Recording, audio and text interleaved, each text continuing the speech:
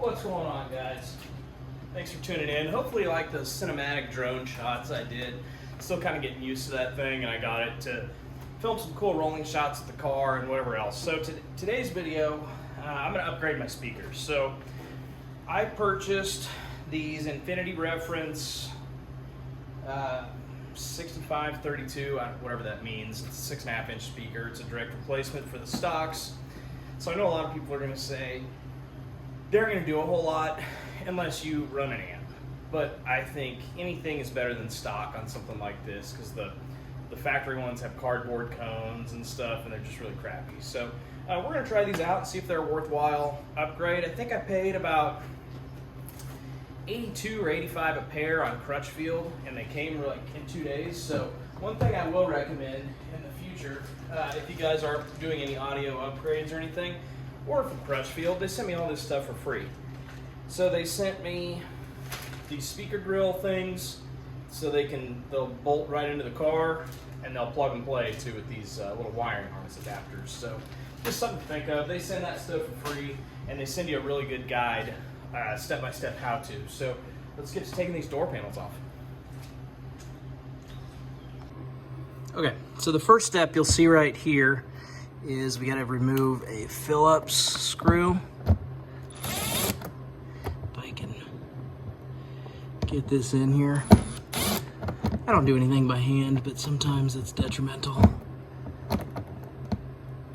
And I've got the phone in my way.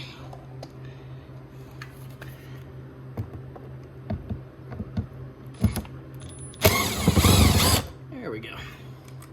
Okay, so that's the first step. Then the next step, you're going to want to take a trim tool. And I've got one here in my pocket, like this, and just start going around the door and popping it off.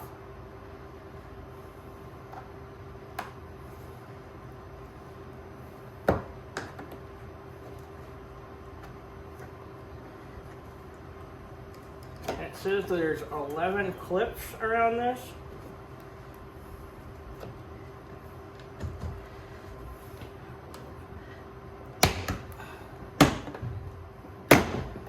Just like that. So, like I said, I wanted to say there was 11 clips.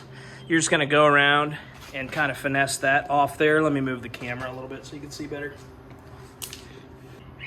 So some of you more observant viewers might notice that I've got a different shirt on from earlier. And my bird clock is still going. There's a whole story on that. Anyways, none of my footage from earlier worked. So I've already got the speakers in, but I told you guys I'd show you how to do this, so we're taking it back apart. Okay, so earlier I think I showed you how to disconnect this from the door. Just push that clip, it pulls right out. So one thing I didn't show you guys earlier, this, again, is a clip. You'll press that, and it comes right off. Pretty cool design, actually.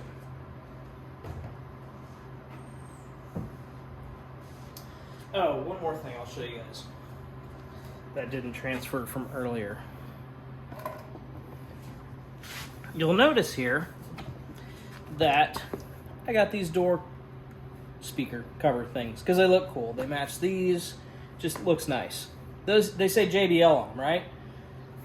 I didn't get JBL speakers because everybody has had really good luck with Infinity. So, I'll show you a hot tip, trick, whatever.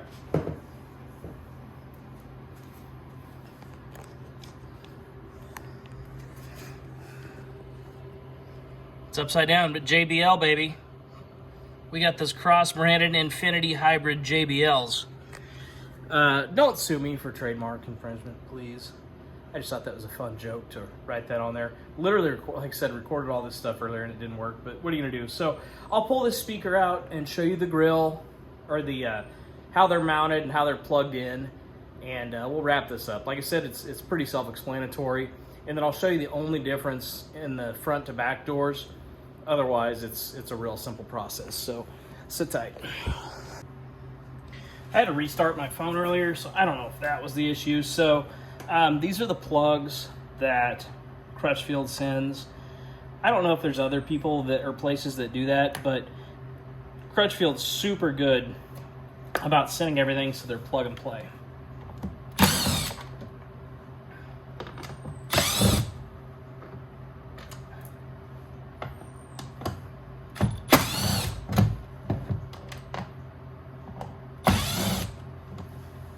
Nothing like taking apart your car twice, right guys? Okay, so this is what we ended up with. JBL, see, right there. So Crutchfield sends these, I keep calling them grills, they're not grills, it's just basically like a mounting system, if you will, that it's specific to your car. So if you look at the back of them here, you can see where I have the speakers screwed into, but there's multiple different mounting points for different speakers. What makes this easy is this grill is a direct bolt-in setup, basically specific to your car, whatever it may be. Obviously, you guys are probably watching this for K5 content, so yeah. Now, the other thing I'll say on these is I'm not sponsored by Crutchfield. You know, nobody's paying me to say this. I bought this stuff out of my own pocket, and hopefully I mentioned this somewhere else in the video, but if not, we'll cover it again. They send these grills, so they're bolted into your car, and they also send this harness. So this harness is a direct plug-and-play companion to what's in your door already. And then they also just plug directly into the speakers. So one thing I will say, you really can't screw this up because there's a bigger prong and a smaller prong for positive and negative. Plug those in correctly and you'll be good to go. So one thing I will add, when you do plug these in, I like to support this thing right here, because they do take just a little bit of force to push on there, and I don't want to see you guys bend this and break the wires or anything like that. The other tip that I'll give, you can see this notch right here. That's so your wires can directly just go through there, and when you screw it down, it's not going to pinch those wires. So we're going to reinstall for the second time today the Infinity Reference / JBL hybrids. Hopefully you guys find the humor in that. And then I'll go out to the back. I'll show you the only difference in doing this in the rear. Like I said, I had a whole install and stuff earlier, but what are you gonna do, man?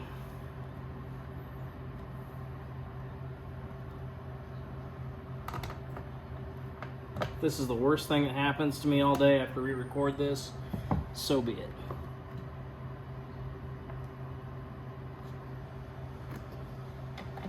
Now, I'm sure they recommend that you do use hand tools.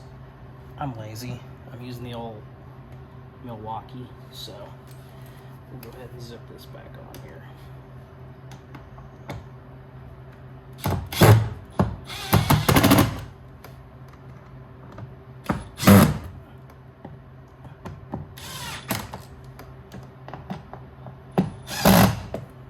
Okay, so that's in there. And then one thing I did earlier, let me see if we can, yep, okay, we're good. So you'll see here, that's your factory harness. It's got these two little ridge things on there, and then the one they send you has this cutout. So it's literally so easy. Just line those up and they're plugged in. Back, I'm gonna date myself here. Back when I was young, I remember having to solder and splice all that stuff. So the only difference in doing the back here, hold on, I'll show you. Okay, so the back door panel comes off just like the front. There's a screw hole right there. But the only thing you have to do is pull off this little panel right here, and it's just a clip just like the other ones we've already kind of shown and talked about. You have to pull that off, that way the door card can come off. So I'll show you how I put these back on, and we'll wrap this up. Okay, so just as easy as that thing came off, I guess that'd be the door handle cable. Hold on, let me pull that back out.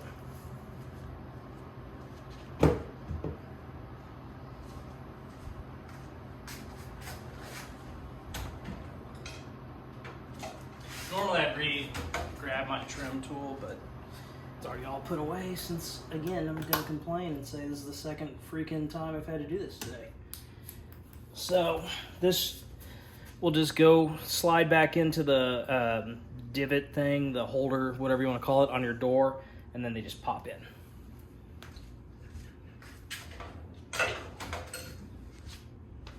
Like I said, man, I can't believe I'm having to do this a second time. I've never had this happen before, but oh, okay. So let me move you over here. So hopefully you can see this thing goes in just as easy as it came out. It just slides right in here.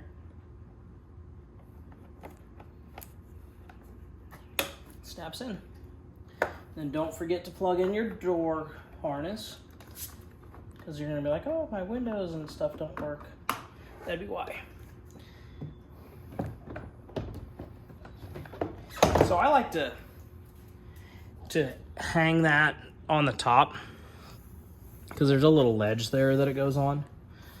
And then you can just kind of pop it into place. There you go. And that door is put back together.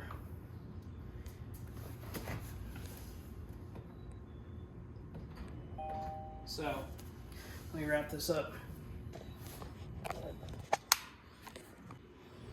So like I was saying, guys, super easy install. Sorry this wasn't as fluid as it should have been. I don't know what happened to all the footage from earlier, but crap happens, right? So I'm gonna go ahead and wrap this up, and hopefully this is informative. If you have any questions, drop comments down below. Get a hold of me on any of the Facebook groups. So anyways, I'm gonna wrap this up and go hang out with my family, and yeah, I'll check these speakers out again, because I already did once, and film an outro. So thanks for sticking around. All right, guys, so there you have it. So I'm all hot and sweaty. We're getting ready to go to the pool, but I can definitely say the improvement was worth the money I spent on these. Again, if you did an amp with these, it would really make them shine, but I didn't want to get into tearing the interior apart that much, running a power wire, doing all that. So for a $160, $170 upgrade, nailed it. I mean, I like them a lot. Bass, treble, mid-range is just all more clear. They're louder, they hit a little harder than stock. So I think this is a great upgrade for your factory speakers. Highly recommend it. Like I said before, I'll throw a link down in the description. Hopefully you guys like the drone footage, the install, and everything else. So yeah, drop a comment, like, subscribe. We'll catch you all in the next one. Have a great week, guys.